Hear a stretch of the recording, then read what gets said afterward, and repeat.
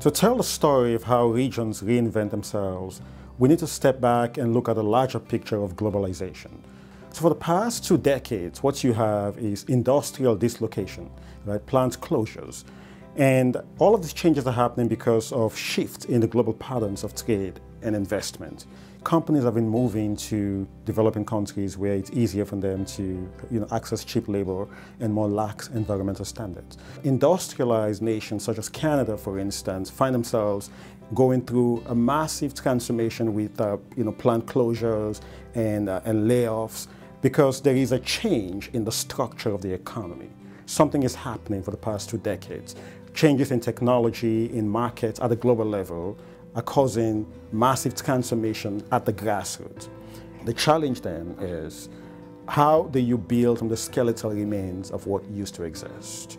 How do you reinvent from there? Essentially taking those assets that are underused and reconfiguring them in a way that new sectors will emerge. What do you have to offer? What do you have to sell? What are your skill sets? What are your locational advantages? What are your geographical assets? And ultimately, how can you position those geographical and human assets to allow new sectors, new industries to emerge? In Niagara, the reinvention story is from the big blue-collar auto manufacturing giant to small and mid-sized enterprises that are emerging out of this, right? So that reinvention is a structural makeup of the economy into something new.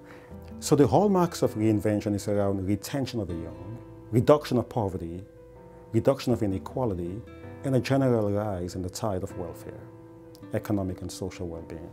So my interest is to understand how regions are mobilizing their resources, their human talent, bringing stakeholders together to structure a platform to have conversations around where they are, where they want to go, and what it will take for them to get there.